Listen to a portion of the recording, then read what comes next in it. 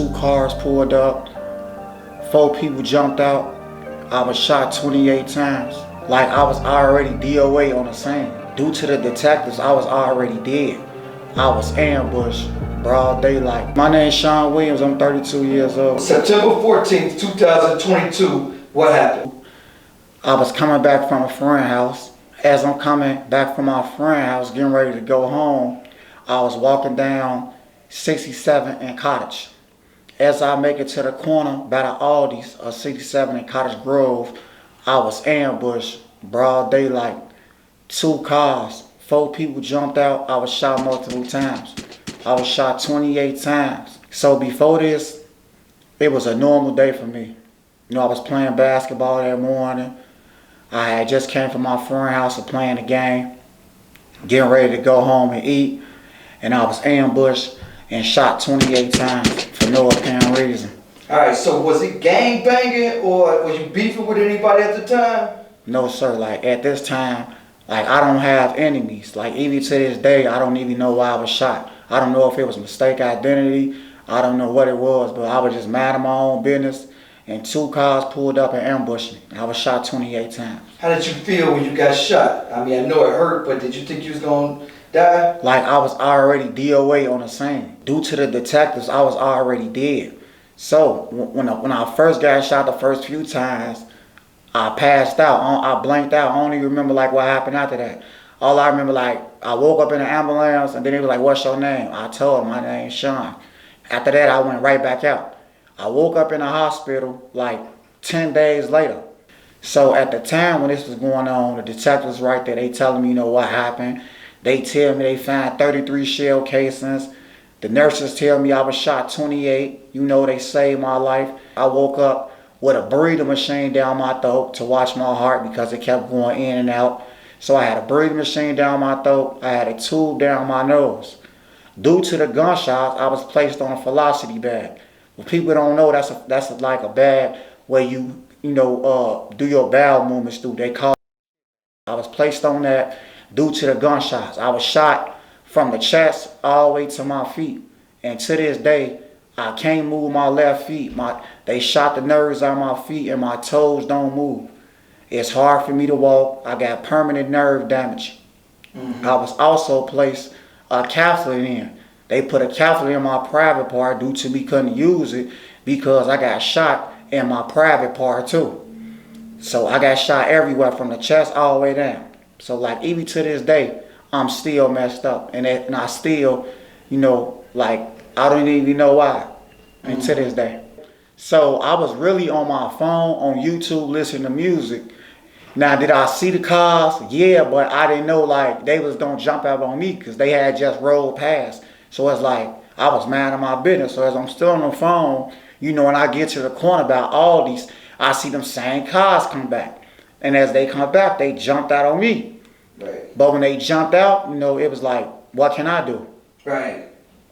So you just froze up, huh? I just froze, fell to the ground, and I got shot multiple times. And they started opening fire right away? Opening fire, 4 people, mask on, opening fire. What did the detectives ask you? The detective was asking me, questions like, so when this was going on, did you have any enemies? Do you know why they did this?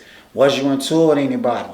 Stuff like that. Are you in a gang? And like I explained to them, I'm not in no gang. I don't do stuff to people. I live my life. I play basketball, play video games. I don't be out here, and tour with nobody. So like, even to this day, the detectives still be trying to investigate like, who did this and why they did it. Because they still trying to figure out why they did this to me. And I still ain't getting no justice. Nobody went to jail and none for it. Because it's like, out here in the community, the police really don't care about us. There's a lot of stuff that go on and they just sweep it under the rug. But they still be trying to figure out like why it happened. And I don't even know why it happened. Is this your first time getting shot? Yes. How did your parents react to it, you getting shot? I mean, at the moment, they was hurt. Like, it took me a while to even realize, like, what was going on. But my family was hurt, though. Okay, did they explain to you what happened when they got to the hospital?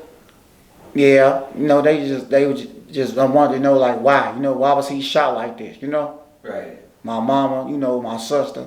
Like shout out my OG and my sister, they was there since day one, and shout out my my lady, Crystal, she was there too. Oh, okay. And they was there hold you down at the hospital? Holding me down, and they were just wondering why do y'all shoot a guy that many times? Left him in the street like that, like. And then I woke up. I couldn't say nothing though. I had a breathing machine down my throat. I was fresh out of coma, so all I could do was just look, and they were just right there crying, like talking to the detectives, like why they shoot this man this many times. Then my mom, my OG, she was wondering the same thing, like why was he shot this many times? Mm-hmm. Okay. And how does that affect your family to this day? They hurt, traumatized, Like even me, I got PTSD, bipolar type stuff. Like even before this, I didn't experience stuff in my childhood. You know what I'm saying? Like I've done seen a lot, I've been through a lot. So that type of stuff like just made it worse though, I be paranoid. I just hope if people got kids, they just watch out for their kids, have their kids go to school, what I'm saying? Like do something safe for their kids. Keep y'all kids out the streets. Like the streets ain't for nobody. The streets don't love nobody. If you die right now, you just gonna be another dead person. So all the kids that is in school, doing good, I hope they just keep up the good work and they don't go down no bad path. Right. So that's your message to the kids growing up that's gonna be watching this? Yes, sir. Okay, cool. So has your faith in the community changed? Do you still have vengeance? Oh yeah, I be having flashbacks. I be having memories. Like that's never gonna stop. You know what I'm saying? Like I'm traumatized for that. That's gonna be with me for the rest of my life. You know what I'm saying?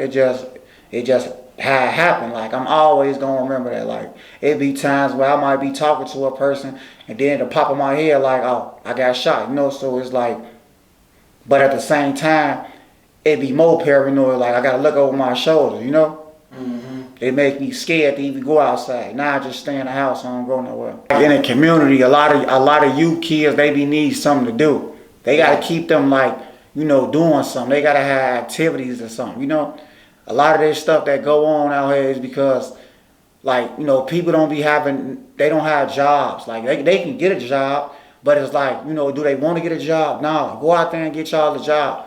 Stop having pride issues like y'all feel like it's something bad to work. Ain't nothing wrong with getting no money. Right. Get you a job. Do something positive. That's what I'm trying to do. I'm chasing the money. Right. Where are you looking to relocate to, and what type of life do you want to see for yourself after this? I mean, like my future goals, I'm trying to be a mentor. That's my future goals.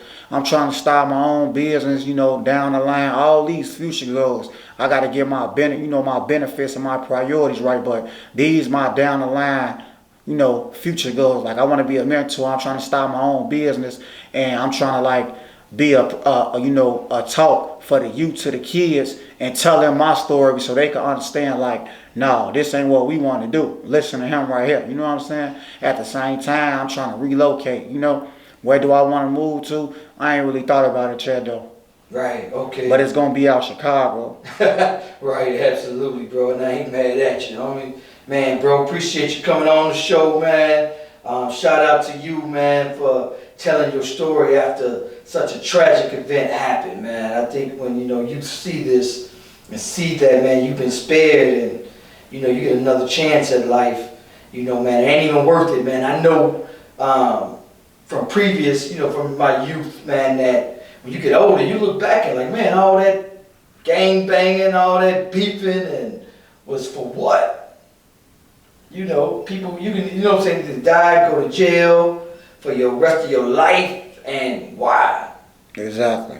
But then that's the question you got to ask yourself. You got to sit down and ask yourself, is it worth it? You going to give your whole life away to the streets? Because once you gone, your mama going to be hurt. Your grandma going to be hurt. Right. That's the stuff people got to think about. If you got kids out here and you die right now, who going to take care of them?